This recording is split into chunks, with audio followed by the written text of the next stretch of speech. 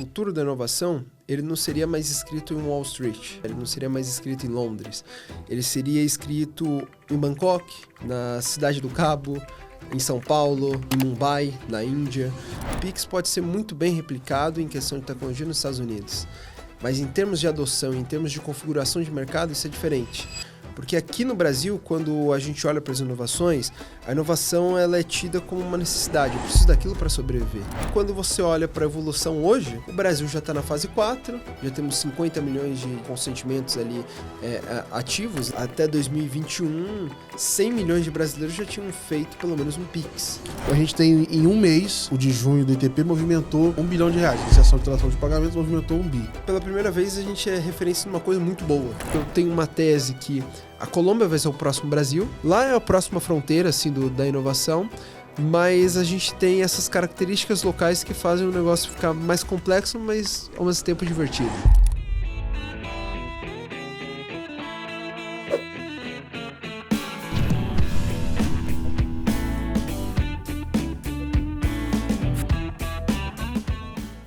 Hoje eu convido vocês a darem um giro pela América Latina para a gente falar de fintechs e inovação.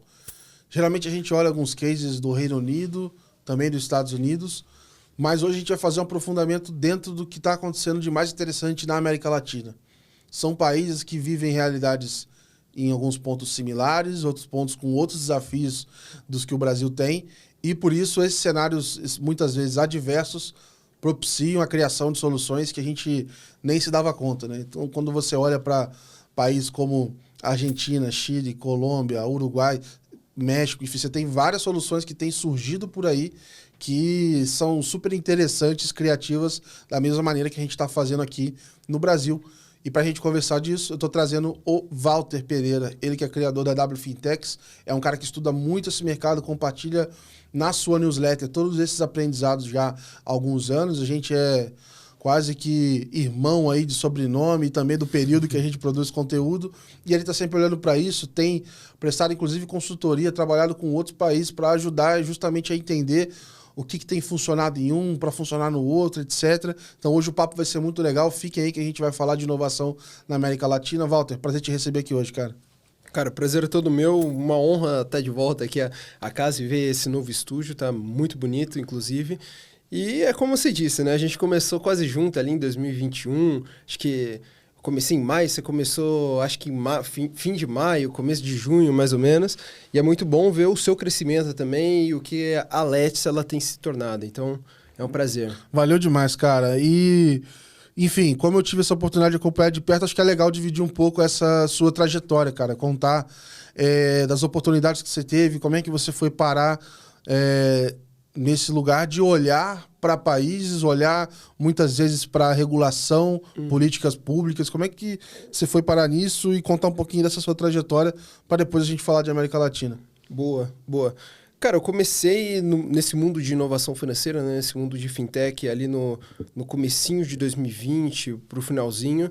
Eu tinha um negócio na época que chamava O2 Comércio, que era uma plataforma que conectava consumidores a pequenos comércios especificamente, né? Pequenos e médios mais pequenos, por conta da pandemia. Né? Surgiu um comércio local, vamos dizer assim. Surgiu naquele contexto de pandemia ali, que ninguém podia vender na loja física.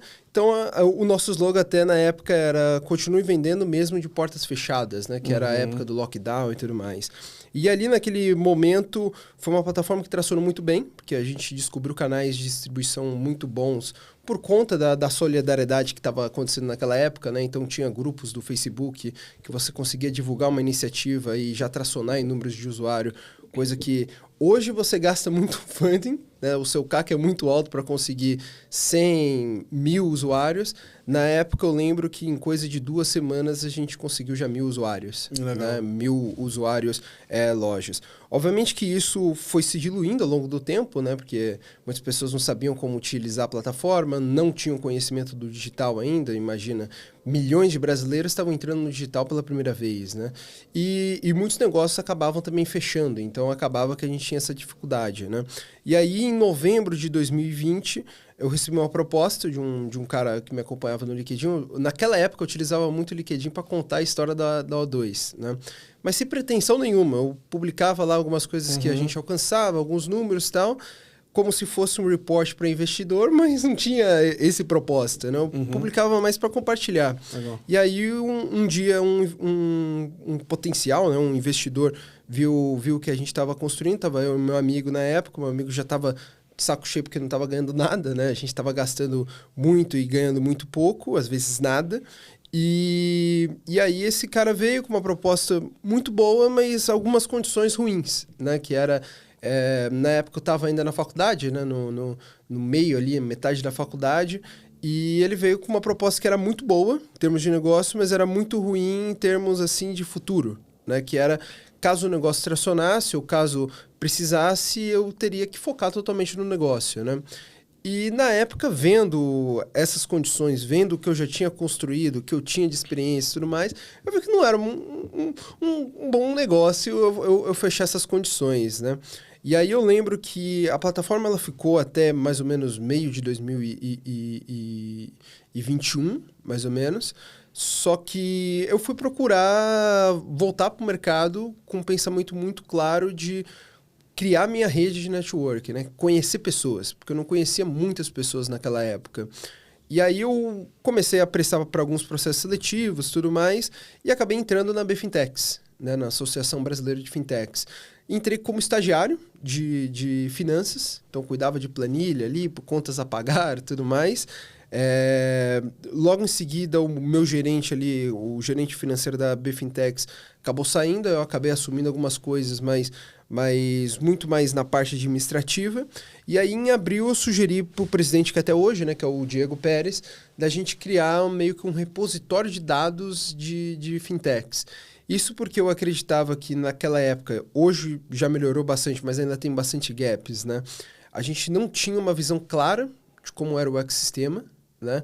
Então, hoje a gente vê algumas iniciativas que tentam traçar qual a quantidade que as fintechs elas intermediam em crédito, em pagamentos, Sim. qual o impacto das fintechs. Por alguns anos a gente teve o Radar Fintech, o né? Radar Nem Fintech sei como isso está hoje, mas... Porque acho que na época, no começo, eu nem sei se tinha a Distrito. Na época... Quando teve os primeiros Radar Fintech, cabia numa página. E na época Nem era sei muito como interessante isso- porque isso tá só hoje, focava assim. em funding. Não focava no operacional da fintech. Focava só em quanto ela captou, tamanho... Dados públicos, né? E minha ideia era justamente ter uma profundidade de visão tanto para o regulador, mas mais para o mercado mesmo entender o impacto que estava tendo as fintechs, né? A gente começou isso, só que aí ali em maio de 2021... eu vi que, poxa, era muito lento às vezes o processo de publicação de reports e tudo mais, pela estrutura mesmo de associação, não era nenhuma culpa da BFintex especificamente, e aí eu comecei também a publicar minha newsletter, né?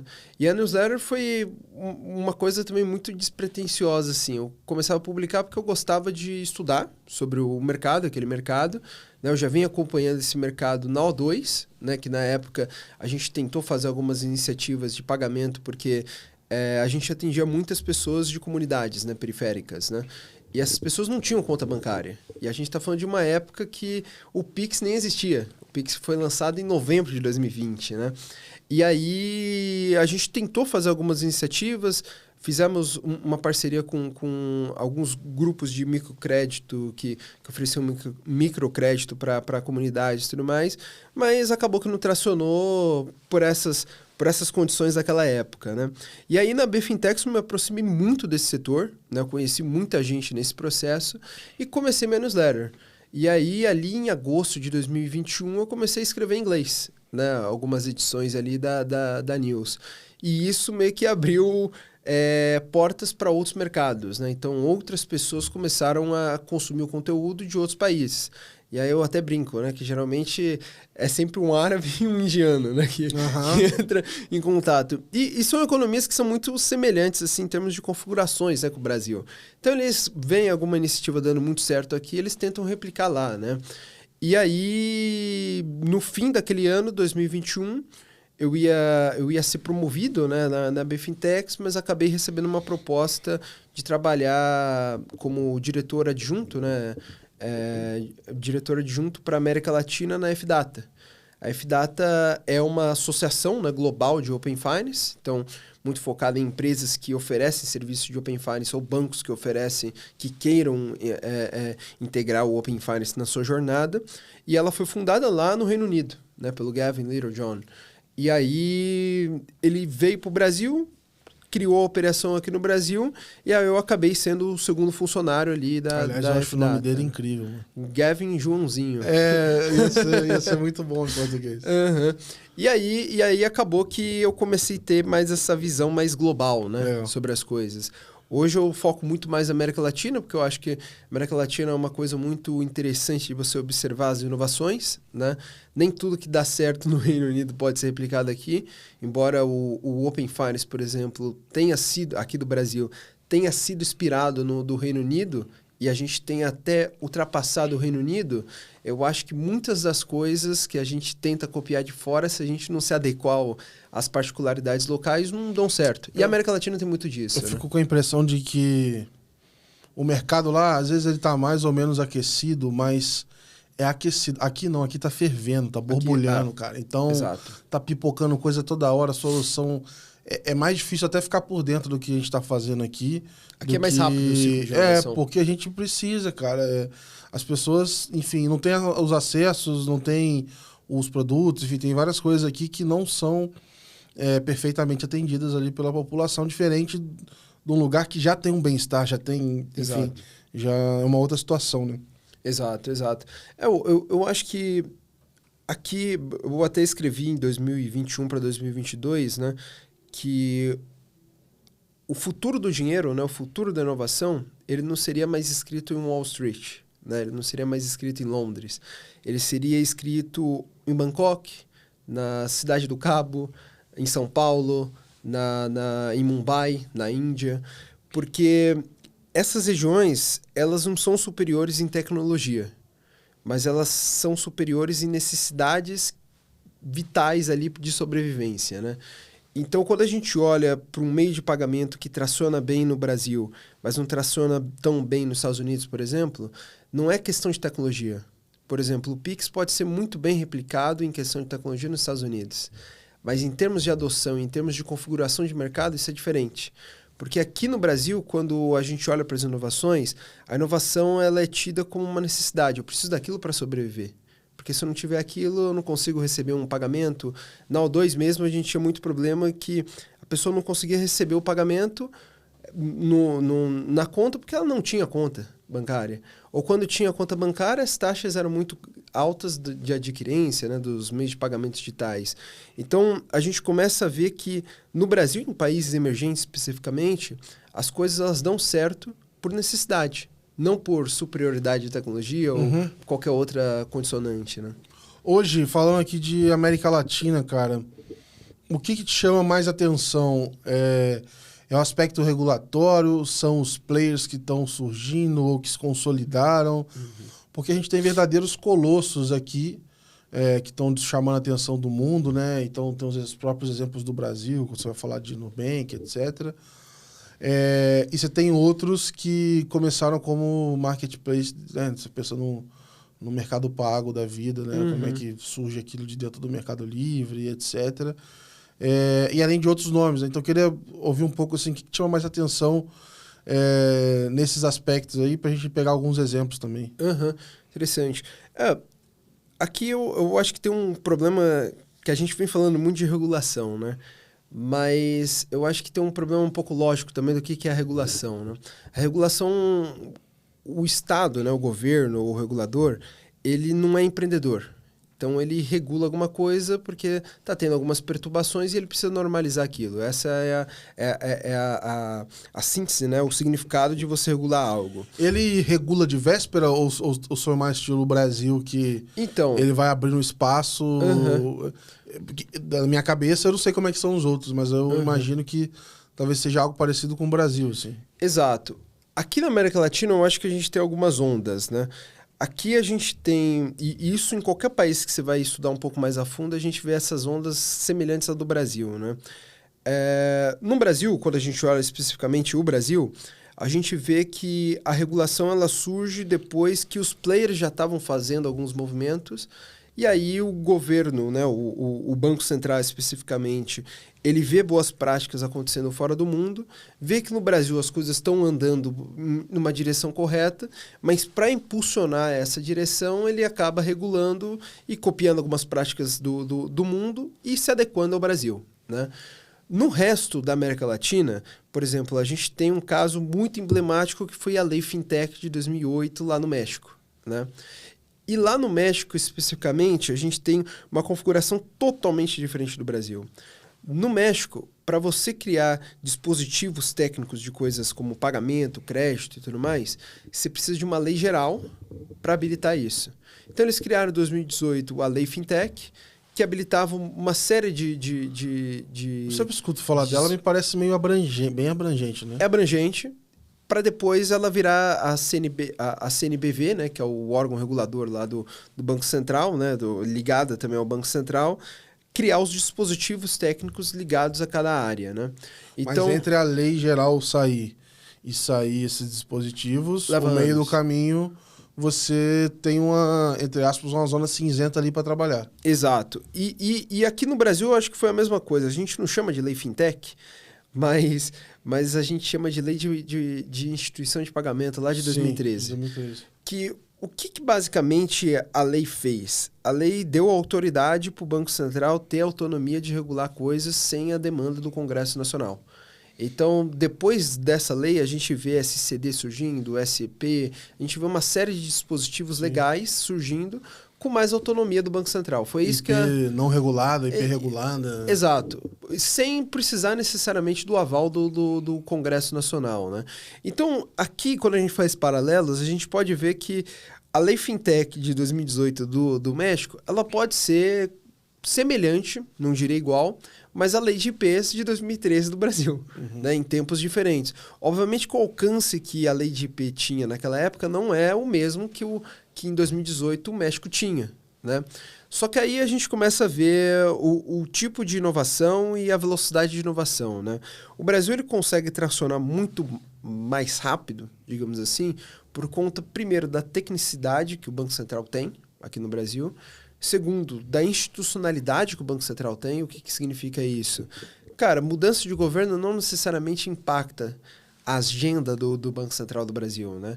Esse era o medo que a gente tinha, por exemplo, com a mudança do Roberto Campos para o João Galípolo, só que isso não se cumpriu, né? Esse medo não se cumpriu. Parece que essa agenda ela tá meio que blindada e tem tanta gente envolvida que um ator sozinho, ele...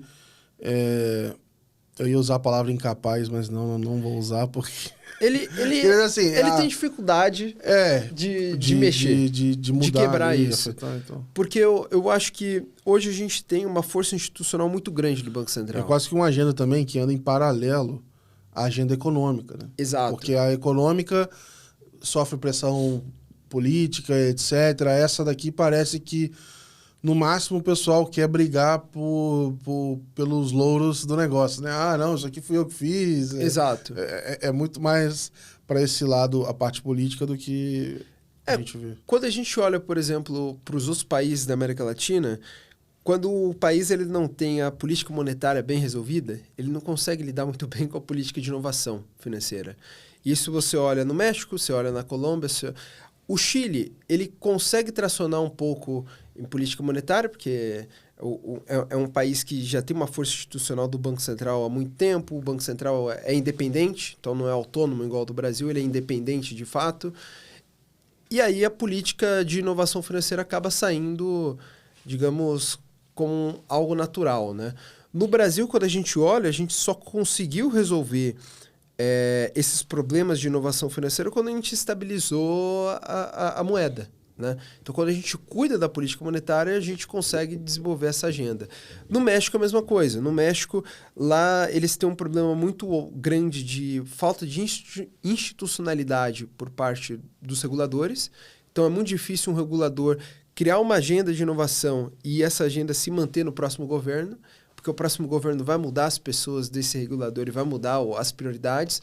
Então, você falou, né, sobre a velocidade que as coisas andam em alguns países, né? No México é um país, eu acho, que demonstra bem o contexto da América Latina, porque lá o Open Bank, né, ele começa antes que no Brasil, começa em 2020, só que quando você olha para a evolução hoje, o Brasil já está na fase 4, já temos 50 milhões de consentimentos ali ativos, né, sendo depositados no sistema, enquanto no México eles ainda estão na fase 1, que é aquela fase de padronização de dados públicos, para a fase 2, que é a fase mais ou menos de consentimento, só que eles não conseguem evoluir porque não houve padronizações técnicas das próximas APIs. Então, o que eu ouvi é que nesse ponto, a partir do momento que você legisla muita coisa de uma vez, você não tem condição, e aí talvez você perca até o ritmo para aquele negócio evoluir. E o que eu vi do Open Finance, do Open Bank lá, era isso, assim, olha, começou de um jeito, ficou muito aberto, cada um fez de um jeito, quase que deu um nó. Sim. E aí você perde o fôlego para seguir o projeto, que é um momento que talvez o Reino Unido esteja hoje, quando pensa nas próximas etapas. De Open Finance. Tem que criar outro escopo, etc. Mas o pessoal já tá, assim, tava correndo e parou a corrida. Para voltar a correr, cara, sair da inércia, etc., não é fácil. Eu acho que pior que o México tá a Europa, por exemplo. Que a Europa ela tem uma diversidade de APIs muito maior, né, do que do México, que são vários países ali, né? E lá é interessante porque lá eles até queriam mudar, né? Lá é o PSD2. Eles queriam criar um PR, que é porque lá foi uma diretiva. Uma diretiva é o quê? Ela é um guia de boas práticas. Siga se quiser. Exato. Te dou a direção, você segue. Uma regulação já não. É obrigatório ali você cumprir.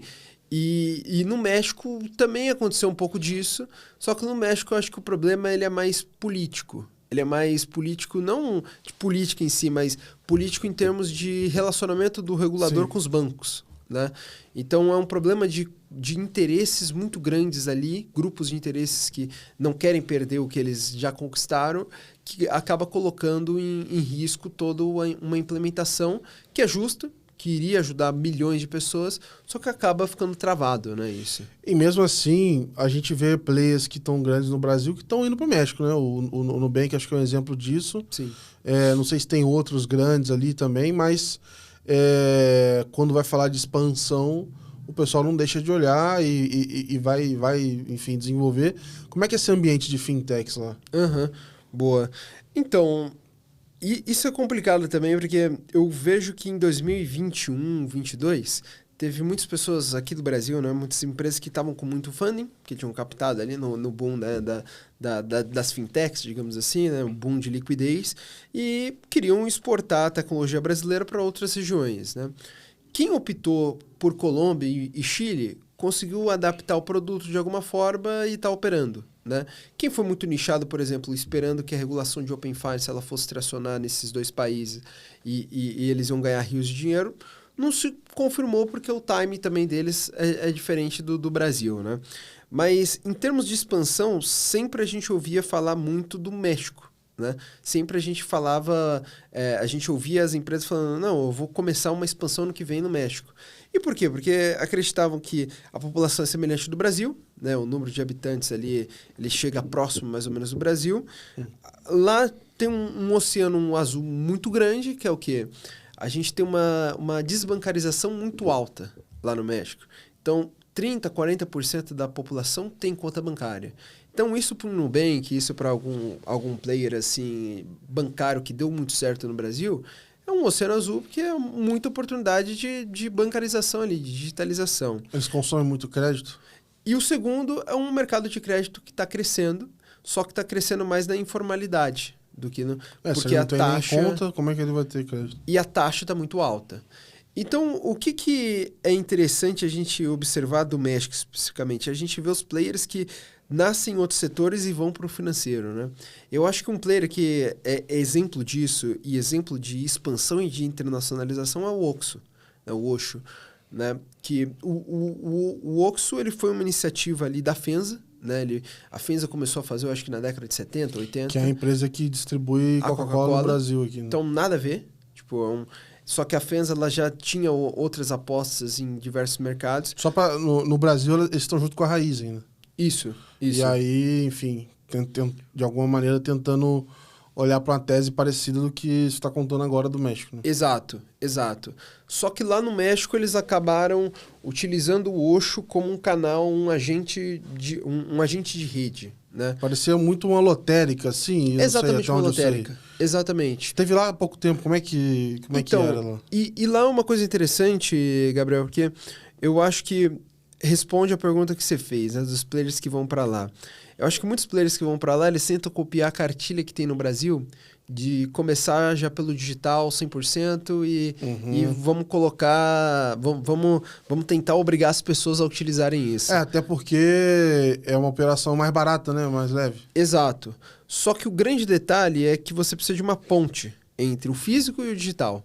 E aí eu até escrevi recentemente, que foi um dos motivos que me levou lá no México também, sobre o caso do Osho, né? E aí eu termino a edição falando que o Osho, ele não é só a ponte, mas como também ele é o destino da digitalização. Por quê? Porque o Osho ele conseguiu criar um ambiente físico, onde os mexicanos que não têm conta bancária conseguem criar uma conta bancária via SPIN, que é a carteira digital deles. E aí é bizarro, porque eu vi isso na prática, às vezes, e demora, é um processo demorado, mas às vezes a pessoa ela pega os pesos mexicanos, 500 pesos, por exemplo, dá para o caixa e o caixa coloca no cartão SPIN dele. Caraca. Então converte em dinheiro digital. Realmente virou uma lotérica, uma agênciazinha ali. Virou uma agência. Só que é uma agência Mas me remete muito à lotérica, porque a lotérica, o princípio dela é e você vai lá e resolve sua vida financeira, paga uma conta, resolve outras coisas ali. Só que vai além é o Beyond Bank, né? Porque vai além porque, de fato, você sai com uma Coca-Cola, você sai com uma coxinha, você sai com um monte de coisa e ainda sai com a sua vida resolvida financeira, né? Contas pagas. Eles têm um negócio lá que chama Spin Premia, né? Que é muito interessante porque à medida que você vai usando isso, é como se fosse um clube de um supermercado. Né? À medida que você vai utilizando isso, você vai acumulando pontos. Isso pode te retornar em desconto em coisas específicas dentro da rede Oxxo, ou isso pode te retornar em cashback. Né? Então, lá eles estão espalhados igual aqui no Brasil? Cara, é mais... Porque, assim, vou fazer um asterisco aqui, espalhado igual aqui em São Paulo, porque eu não sei se no Brasil é nesse volume, porque aqui você vê um espaço em branco, irmão, você já bater na árvore aqui, cai 3 Osho da árvore. Você vê um espaço em branco e se você apostar que é um Oxxo, você vai acertar. Tem chance 99% das vezes você vai acertar. Então, lá é muito interessante porque o Oxxo ele tá espalhado nas principais cidades, né? Eu tive em Cancún, cidade do México, em Jalisco, que é uma cidade mais de interior, e em Monterrey, né? Que foi onde foi o começo, assim, onde eu fui o motivo pelo qual eu fui pelo México, né? Para encontrar com algumas pessoas do próprio Oxxo, né?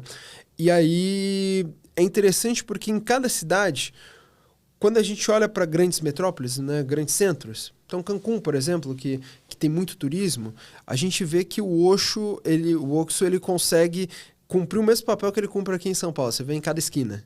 Só que é mais bizarro quando você vai para o interior. Porque quando você vai para o interior, é literalmente em cada esquina. Tipo, é muito mais Oxxo do que em cidade grande. Capital. Porque, de fato, eu acho que é uma estratégia que eles têm de digitalizar o dinheiro mexicano, né? E isso é uma iniciativa que eles começaram em 2008, só que eles começaram com um grande banco, por conta de uma regulação que teve em 2008 no México. A carteira deles é o dinheiro real, peso, ou eles fizeram uma moeda que você só pode gastar lá? Não, você gasta onde você quiser? Dinheiro real. Então, é meio que como se você tivesse um PicPay. Sim. Onde você pode gastar onde você quiser. Compra comida e... Só que no Oxxo, se você gastar, você ganha mais desconto. Entendi. Pelo Spin Premia. E é algo interessante porque quanto mais afastado for a cidade, né, em Jalisco, por exemplo, foi uma coisa interessante que eu estava longe do centro de Jalisco e era engraçado porque parecia que quanto mais longe do centro eu estava, mais Oxxo tinha. Então, mais unidades do Oxxo tinha. E todas lotadas. E é engraçado porque, assim, é como se começasse a verticalização financeira, né? Você vai fazer essa verticalização, mas um dos grandes problemas das contas digitais é o que você cria de hábito para estar o dia a dia com ela. Exato. Bom, Como você essas cria lojas, elas recorrência? são do dia a dia. Elas vendem coisas do dia a dia, né? Então, ela já está presente no dia a dia da pessoa e ela vai lá e tá ali gastando aquilo, comprando com aquilo ali toda hora e tal. Exato. É bem interessante mesmo, cara. Não, e é interessante, eu citei aqui o PicPay, porque eu acho que o PicPay ele tentou fazer isso em 2019. Em 2018, 2019. O Pix veio e matou os QR Code todos, né? Só que que tinham na época ali. O PicPay tinha uma estratégia interessante que era o quê? Eles iam no estabelecimento, vendiam alguns benefícios para o estabelecimento colocar o QR Code, né? E na época era uma rede fechada, né? Era um arranjo fechado, então você só pagava com o PicPay. Então você baixava o PicPay, ganhava às vezes O crédito. Mercado Pago também fez, eu lembro de pegar uns bônusinhos nos lugares. O Mercado então. Pago na Argentina funciona até hoje. O Mercado assim, Pago né? teve, o iFood eu não sei se eu lembro, mas eu lembro que em alguns lugares você chegava e tinha uma briga de QR Code. De que era a batalha do QR Code. Ah, você ali. quer testar nossa nova não sei o quê, você vai ganhar R$10 no desconto no almoço. Fala, vou baixar essa troça. Então. Só que o Oxxo ele fez exatamente isso, só que com custo fixo. Só que num país onde você precisa dessa ponte digital. Porque... Só que ele fez isso num lugar onde ele é o dono da loja, não vai ter concorrente, né? Exato. Ele é o... Na verdade... O que ele teria talvez que gastar pra comprar a exclusividade, eu falei, melhor eu ter a loja e ganhar dinheiro com a loja. Exato. Quase com a conta reversa. Assim. E na verdade é um super app, só que físico e digital, né? E hoje, engraçado que agora, em julho, né, eles vão lançar o Spin Crédito. Então, pela primeira vez, o Spin vai oferecer crédito para as pessoas. E são pessoas que são recém-bancarizadas. O Spin é a carteira, certo? É a carteira. Tá. São pessoas que são recém-bancarizadas, não tinham conta bancária até pouco tempo atrás, não tinha dados de transações para enriquecimento de um modelo de crédito, por exemplo, e agora eles conseguiram criar um caminho, né, uma ponte, digamos assim, onde eles sabem todo o comportamento transacional da pessoa e agora vai oferecer um produto financeiro. Você perguntou por que eles não fazem isso no Brasil? Então... Porque no Brasil, a gente vê essa estratégia da presença. Tenho meus questionamentos aqui tem um aqui do lado que os caras às vezes fecham no horário do almoço, irmão. Tem uns horários bem malucos, porque a loja tem pouca gente trabalhando. Sim. Então, que aí é o choque cultural que eles tiveram no Brasil. Aí, tipo, um cara trabalhando, dependendo do horário, se esse cara estiver aqui no banheiro, ele tem que fechar a loja. Então, uns negócios meio malucos às vezes acontecem. Mas, enfim, eles se juntam com a Raizen aqui também, cara. Eles têm sinergias pensando nessa vontade de estar no Brasil todo. Tem muito espaço. Mas eu, pelo menos, eu não vi nada, ou talvez eu não fui afetado porque eu não estou na região certa que está tendo isso, do lado financeiro, né? Essa oferta financeira.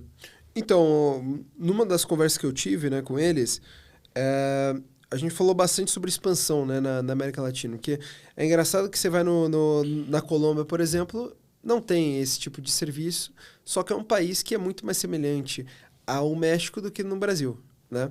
Por exemplo, na Colômbia, a gente não tem o Pix, né, ainda, o Pix consolidado. A gente tem agora o Brevi, que é o mais próximo do Pix, mas a gente não tem um Pix consolidado. Então, uma iniciativa como... Mas tem o Oxxo lá? O Oxxo Pay tem.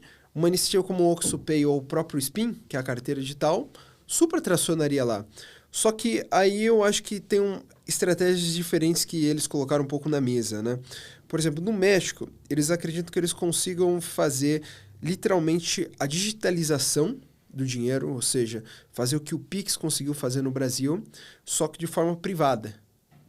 Então, quando a gente olha para o Brasil, a gente teve a digitalização do dinheiro, mas de forma do governo. O governo lançou o sistema de pagamento, não? O Banco Central lançou o sistema de pagamento e bancarizou um monte de gente, 70 milhões de pessoas, mais de 70 milhões de pessoas, e digitalizou as transações, né? Então, a gente olha para as estatísticas de 2019... 30% das operações eram digitais. O restante era tudo cash, né? Tudo dinheiro. Hoje, poxa, até 2021, 100 milhões de brasileiros já tinham feito pelo menos um Pix. Né? O último número que eu vi foi 170. 170. Tem criança fazendo Pix. Não, muito bizarro. Exato. O cara nasce e já faz um Pix pra pagar ali, pra dar gorjeta. Já nasce devendo, irmão. Então eles estão com essa intenção muito grande de ser bom no México para depois tentar internacionalizar isso para outras regiões, né? Só que aí eu acho que tem um outro negócio, né? Respondendo especificamente sobre o Brasil, que você perguntou. Por que eles não fazem no Brasil? Porque no Brasil eu acho que não precisa, né? No Brasil seria um gasto de dinheiro, um investimento que não seria retornável, né? Eles não teriam retorno. Porque aqui a gente já tem a lotérica, que funciona exatamente como eles funcionam lá, e a gente tem o Pix Saque Troco, que funciona exatamente como o OxoPay funciona lá para eles, ou o próprio Spin funciona lá para eles, que é o quê? Você deposita o dinheiro e retorna. E quando a gente olha para o Pix Saque Troco, ele funciona muito bem em regiões mais afastadas do centro, né? A gente tem regiões afastadas do centro ainda o uso de cheque, então ainda usa muito dinheiro, né? Ainda tem. Tanto é que a pesquisa que saiu do Google é curioso, porque eles... Tudo é como você escreve, né? As pessoas estão dizendo que a percepção delas é que o dinheiro está sumindo. Sim. Assim, para mim, de coração, percepção e anedótica. Realidade, né? Pode ser, pode não ser. Estatística anedótica. Assim, na minha opinião, não vale de muita coisa. Eu não vou tomar uma decisão de negócio baseada na percepção de pessoas de uma pesquisa.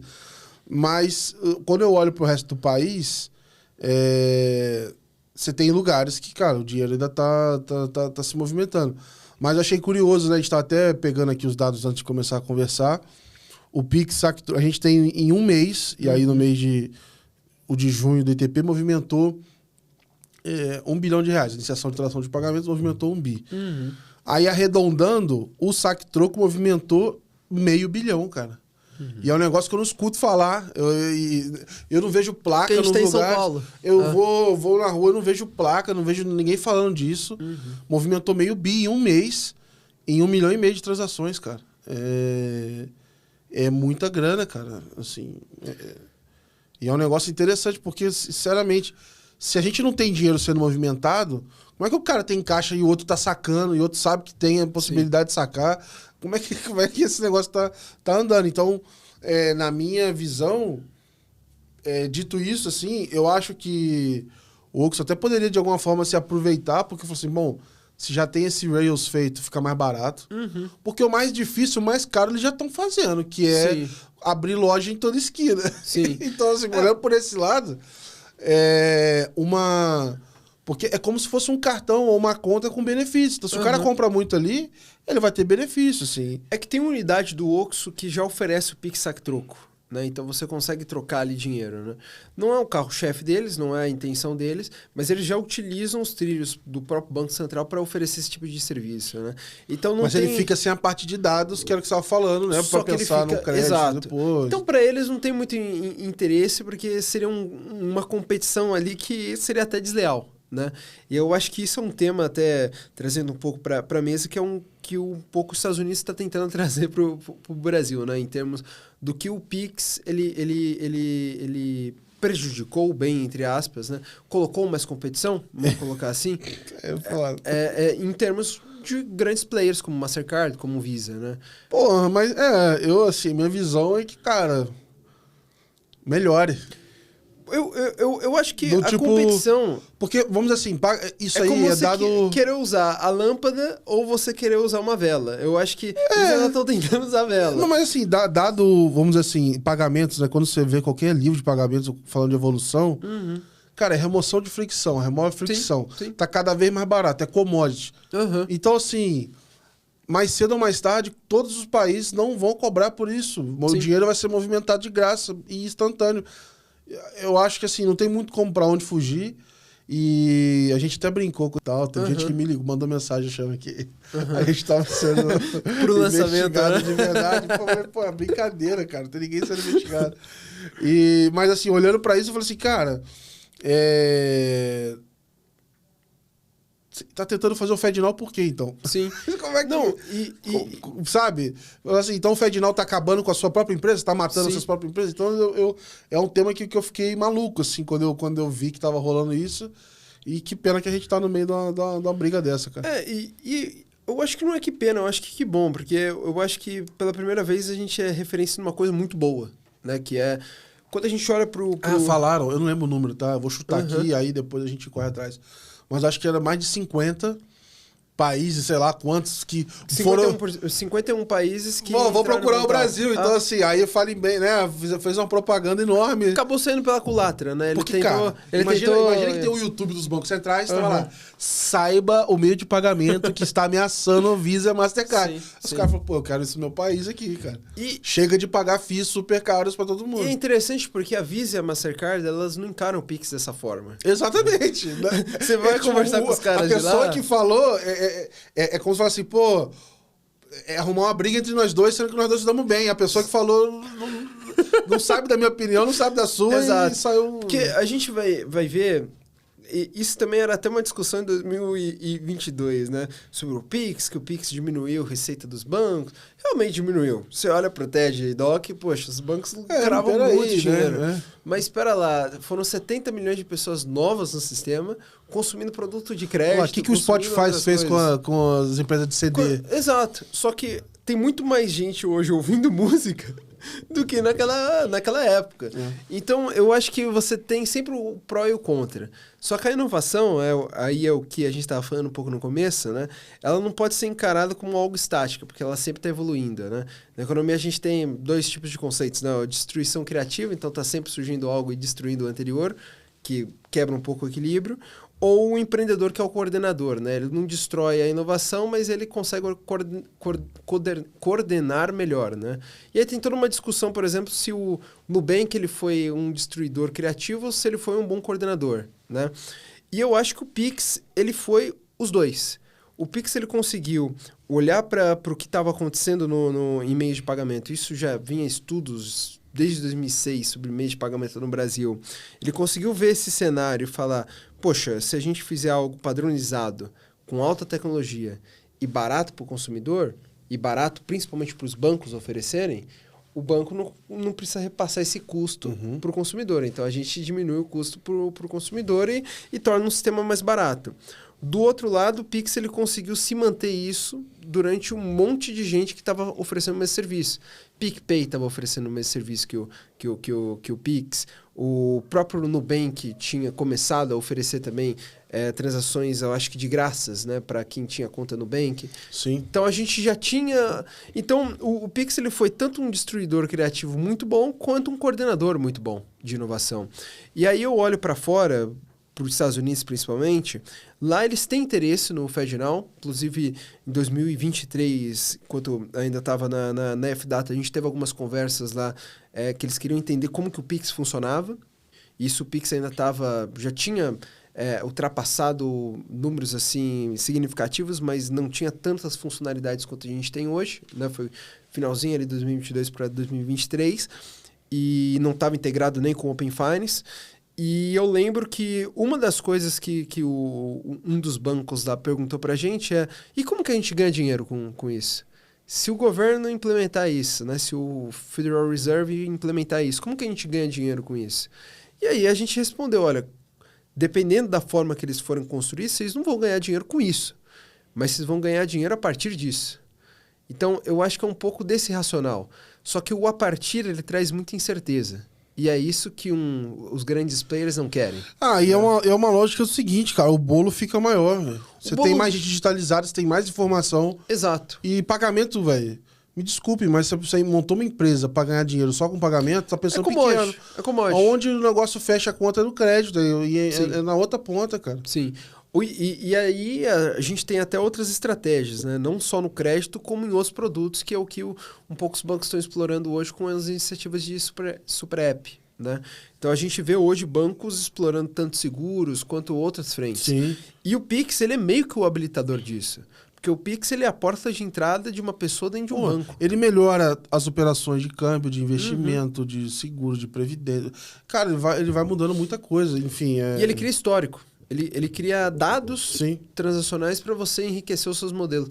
Então, eu acho, Gabriel, que essa discussão, né, toda em torno do Pix e do que os outros países estão tentando fazer e construir, eu acho que a gente conseguiu ter relevância porque a gente conseguiu juntar todos os problemas que a gente tinha do passado em termos de pagamento, em termos de inflação, de tudo, e construir um sistema que se adeque a qualquer cenário político, econômico, E, principalmente, ele consiga ser um meio de uso ali para o usuário final barato.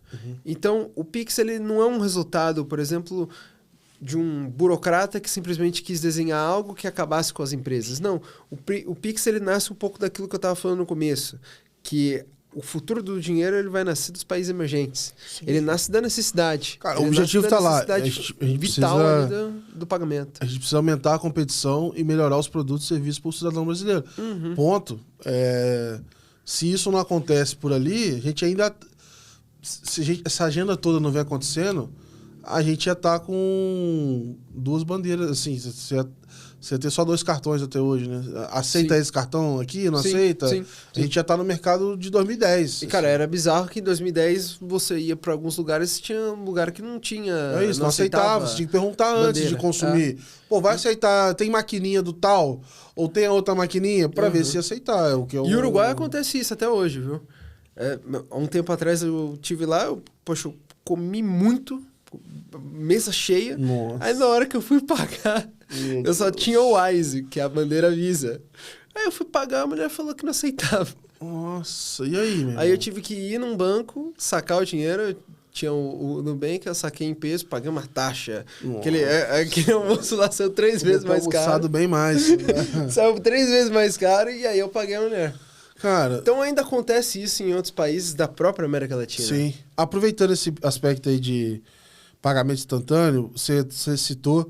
Cara, o que esse Brevi é o Pix mesmo deles? Como é que é? E parece que lançou super bem, né? Sim, sim. O Brevi é um Pix colombiano. A Colômbia já estava explorando isso desde 2022, né? Em 2022 mesmo, a gente teve algumas conversas lá com a Colômbia que eles queriam entender como que o Pix tinha sido construído, né? Então, eles queriam entender toda a história do diretório, de chaves, como que os bancos conseguiram implementar isso. E é até interessante porque hoje a gente vê o sucesso do Open Finance graças a toda a digitalização, digamos assim, a transformação digital que o Pix promoveu dentro dos bancos. Porque se não tem digitalizado, não tem o que ser compartilhado. Os bancos já tinham feito um Big Bang, digamos assim, de transformação digital internamente, que possibilitou a inovação, o salto para o Open Finance. E lá na Colômbia, o que eles tinham receio era dos bancos não estarem preparados para isso, né? Acabou que... Nunca vão... Tipo assim... Você nunca está 100% preparado para nada. E se perguntar, você vai falar que não estão. Exato, porque eles não querem... E isso é natural, é o que a gente estava falando agora né, natural dos grandes players não quererem se movimentar. Como proteger, tem uma barreira para a receita que eu faço. Exato. Não há por que mudar. E aí, eu lembro que em 2023 eles avançaram bastante, e aí eles literalmente pegaram toda a cartilha do Pix aqui do Brasil e copiaram, né? Fizeram um copy-paste. Só que... Ao longo de 2024, isso foi interessante porque eu consegui ver de perto, né? Eu tinha alguns relacionamentos lá dentro, eu consegui ver de perto a evolução dos grupos de trabalho, né? Dentro do Brevi. E era interessante porque eles conseguiram criar um Pix que fosse igual ao do Brasil, mas adaptado para a realidade deles. O que se adapta num cenário desse? Porque para mim tem uma parte que é muito... básica dele, que é o 24/7. Sim. Os casos de usos. Gratuito para pessoa física. QR Code, o que daí Brevi, pra frente. Copia e cola, digamos assim. Quero ver como é que eles vão fazer isso, né? Imagina. Brevi inteligente, Brevi parcelado, Brevi que é... Isso eu acho que não tá nem no roadmap dele. Você olha o documento... Porque eu ia falar assim, do ponto de vista de marketing. Porque o nome Brevi... Como é que você vai fazer esse negócio todo? Só que é interessante porque o que eles conseguiram adaptar não foi a parte do layer que vai para o usuário. O layer que vai para o usuário, se você ler a regulação e você ler todo o material de divulgação, é o mesmo do Pix. Não muda nada. Legal. Mas a parte interna, que é a parte técnica, que é o layer do banco, né? Então, é o Banco da República com os bancos, né? O Banco Central deles com os bancos. Isso eles conseguiram adaptar. E aí tem 2 coisas que eu acho que foram bem interessantes, né? Em termos de mensageria, é a mesma coisa que o Pix, só que tem alguns bancos que, para passar por essa transformação, seria muito custoso, né? Muito caro para eles. Então, eles acabaram utilizando, às vezes, tradutores, digamos assim, para mensageria ISO 222, que é a mensageria padrão hoje dos meios de pagamento, né? Pix e o próprio Brevi. E o segundo caso foi a parte do roadmap de implementação, né? Então, boa parte dos bancos não implementaram totalmente o Pix, mas eles fazem parte já, eles estão se adaptando à implementação, né? O Brevi, eu uso o Pix, mas é o Brevi. Eles estão se adaptando à implementação, só que não foi igual no Brasil, que o Brasil estabeleceu que 500 mil contas você teria já que ter disponível.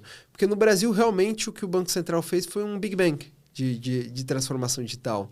Lá é por conta da questão política, né, de interesses ali, de grupos de interesses, conflitos de interesses entre os próprios bancos, eles conseguiram fazer um denominador comum nesse termo. Mas mesmo assim, mesmo deixando aberto, o número de adoção foi alto, né? Por exemplo, até segunda passada, que foi quando eu vi o dashboard, eles lançaram... Isso eu estou falando aqui final de julho. De julho, tá? Não sei exatamente quando esse episódio 22 de julho foi a última vez que eu vi, né? Eles tinham 3 milhões de chaves cadastradas. E 3 milhões de chaves cadastradas não necessariamente são colombianos, 13 milhões de colombianos, né? Em total de colombianos, e aí, se não me falha a memória, mais ou menos esse número, foram 6 milhões de colombianos. Isso num país onde 20 milhões, 30 milhões de colombianos têm conta bancária, né? Então, a gente tem um total de 52, 56 milhões de colombianos, né? Então, a gente vê que parte já expressiva de pessoas se interessaram pela iniciativa em uma semana. Sim. Só que isso é interessante, Gabriel, porque lá eles já têm outras iniciativas de carteiras digitais, como o NEC, como o Davi Plant. É uma briga pelas chaves, né? A chave principal, que foi o que aconteceu no Brasil aqui, a corrida das chaves. Então a gente vê o mesmo movimento que aconteceu com o PicPay, por exemplo, aqui no Brasil, tendo que se adaptar ao Pix e depois oferecer uma série de camadas. E é interessante que o PicPay é um caso que eu vou escrever na newsletter também. Quando a gente olha os tipos de serviços que o PicPay oferecia antes do Pix e os tipos de serviços que o PicPay oferece depois do Pix. Cara, é exatamente o que a gente estava falando. O Pix ele foi a porta de entrada para outros serviços. Quem lida só com pagamento não sobrevive. Só que quem já tem um pagamento, trilha de pagamento bem estabelecida, tem dados suficientes para sustentar outros produtos. Tu ganha o dia a dia da pessoa ali, o story, você vai entender o que ela faz. E os bancos colombianos estão entendendo isso. Só que aí a gente dá um passo para trás, que é o quê? Lá na Colômbia a gente tem uma digitalização já muito forte. Quando a gente compara com o México, por exemplo, lá é muito mais digital.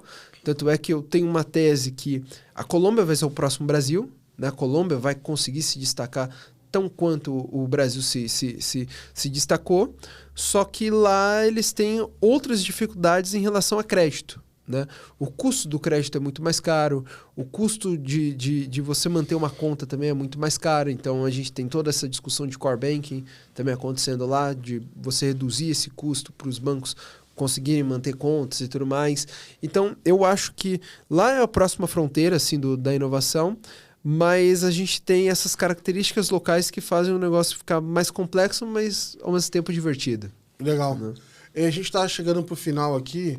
Eu queria que você pudesse compartilhar, não sei se tem mais algum outro caso ou país, enfim, pode ser tanto empresa ou país que tem chamado a atenção aqui na América Latina. Tanto um tema que você quer escrever ou que você já escreveu.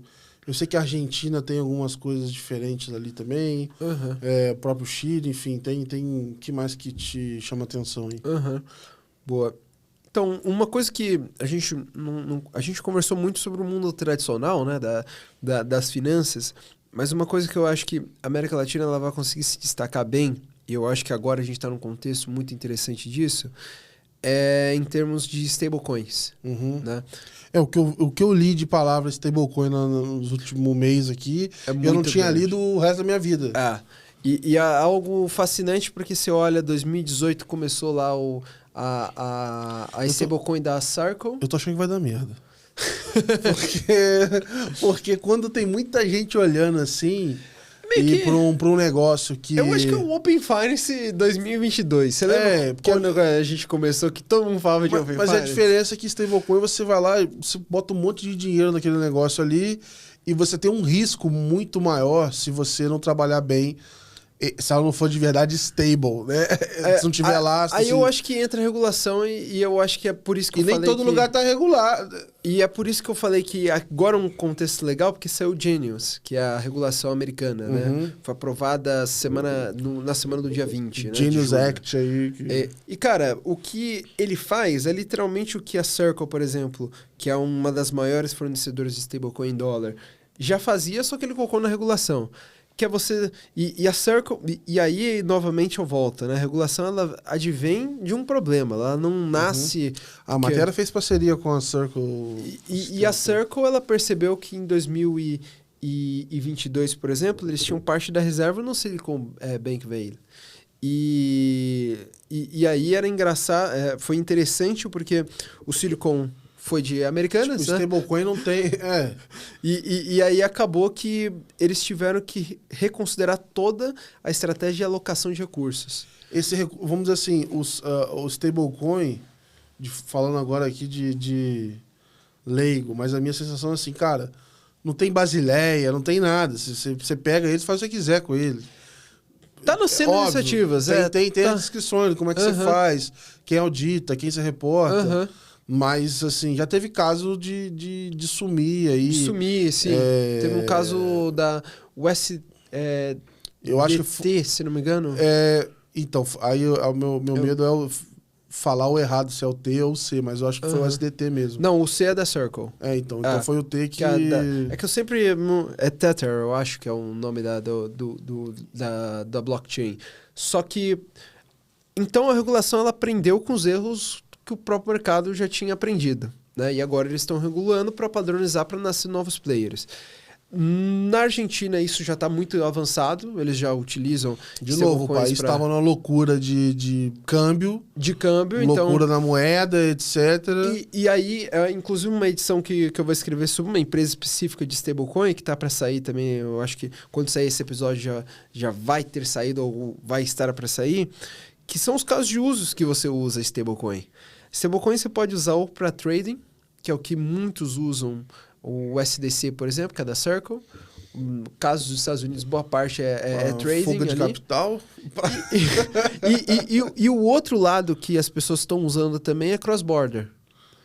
E cross-border você tem vários benefícios ali, ganhos de eficiência, mais barato e tudo mais, porque você não passa por aquele sistema de correspondentes bancárias que o Swift tem e tudo mais, né?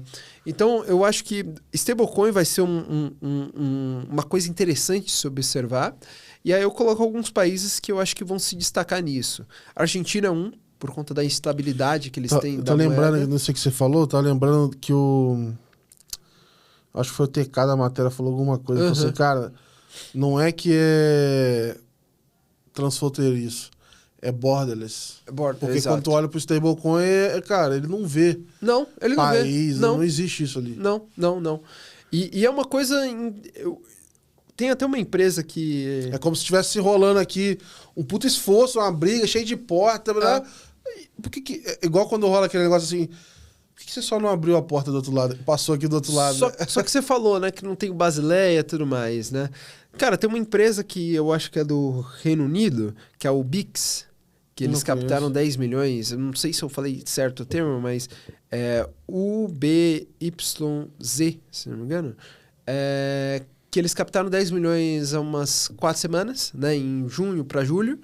E o que eles querem fazer é meio que um bank for international settlements, né? Então, eles querem fazer um BIS, digamos assim, de liquidação de stablecoin, para tornar essas trocas de stablecoin mais seguras. Então, eles querem ser mais ou menos uma câmara de compensação ali de stablecoin, né? Eles estão nascendo num conceito meio de associação, né? E aí eu não estudei muito a fundo ainda o modelo deles, mas eu acho que você paga um FII para se associar e fazer parte dessa rede de compensação. Mas você vê que você começa a ver a criação desse mundo não tradicional, digamos assim, esse mundo mais Web3, de forma mercado para depois ser regulado. Que aí é onde o pessoal fala do... juntando aí o DeFi com o TradFi, né? Exato.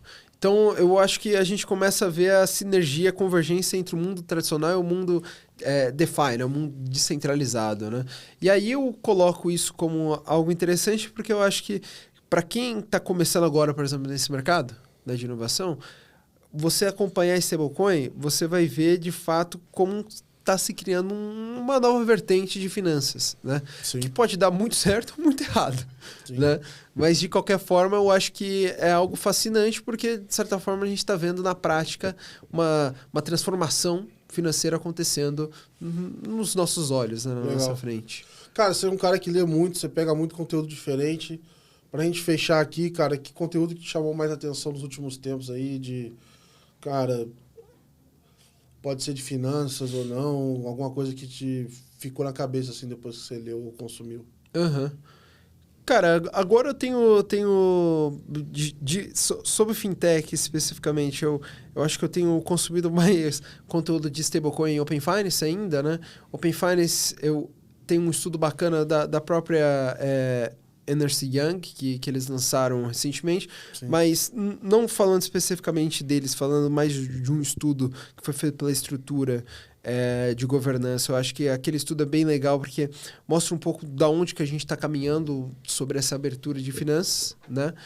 Em stablecoins saiu um estudo, acho que do JP Morgan, que mostra um pouco sobre esse cenário de migração entre casos de uso de trading para cross-border. Agora eu não me lembro exatamente o nome do estudo, mas foi lançado em junho, onde eles mostram exatamente essa migração e de como os players de cross-border eles estão tentando se adaptar às stablecoins.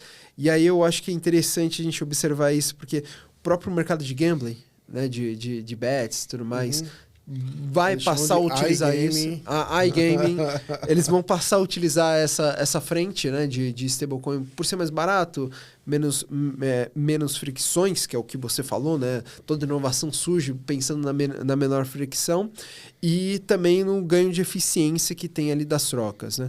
Isso é um ponto. E, cara, sobre leituras adversas, eu tenho lido bastante livros de filosofia, né? De coisas assim sobre vida, sobre essas coisas. Um livro que eu li recentemente foi um livro sobre Sócrates. O nome era Sócrates, Buda e Jesus, né? Que faz meio que um paralelo de como esses três filósofos, digamos assim, né, se a gente olhar mais por essa ótica de filosofia, se interligam, se entrelaçam. E eu acho que é interessante porque quando a gente olha para a nossa vida dinâmica assim, eu acho que a gente consegue fazer alguns paralelos interessantes que os três deixaram, né, para a gente, né? Então, Sócrates deixou a ideia do questionamento, a ideia da gente sempre questionar as coisas que acontecem e tentar chegar na síntese. A gente consegue gerar esse podcast aí, tá? Exato. O próprio Buda, eu acho que deixa um grande ensinamento de impermanência. Então, eu acho que o que está acontecendo hoje, por exemplo, nos Estados Unidos tentando enfrentar o mundo e enfrentar o próprio PIX, eu acho que é um pouco de falta do conceito de impermanência, que tudo não é constante, né? Então, a gente tinha até pouco tempo atrás Visa e Mastercard liderando e hoje não lideram mais, porque tudo passa por mudanças, né?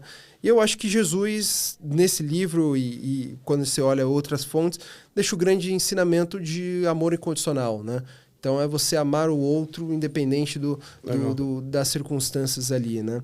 Então, eu acho que esses três, a gente consegue fazer o paralelo com a IA, com o próprio Google, em termos de fintech, pegando os três. Sim. Mas eu acho que é um ensinamento assim que tem me deixado assim, com uma pulga atrás da orelha. Maneiro, cara, maneiro. Obrigado por compartilhar. Eu sei que, cara, tem muitos outros temas pra gente falar e ao longo do ano a gente vai pegando outros cases aí pra conversar, à medida que você também for fazendo as publicações. Queria te agradecer de novo aí a participação, cara. É sempre bom te receber aqui e conversar contigo, Walter. Prazer é todo meu e, cara, muito sucesso e sabedoria e saúde aí pra você também, pra você seguir nessa nessa nova fase da Let's Boa. Money. Super obrigado, pessoal da audiência. Follow the Money. Entre no nosso portal letsmoney.com.br. Vocês vão ver uma matéria sobre esse episódio e todos os outros que a gente está fazendo. Então, não deu tempo de assistir algum outro episódio que você quis muito ver, consome a matéria ali, já vai ter bastante dica, tem bastante insight. Pode compartilhar com o seu time. E a gente se vê no próximo episódio. Grande abraço. Tchau, tchau. Valeu!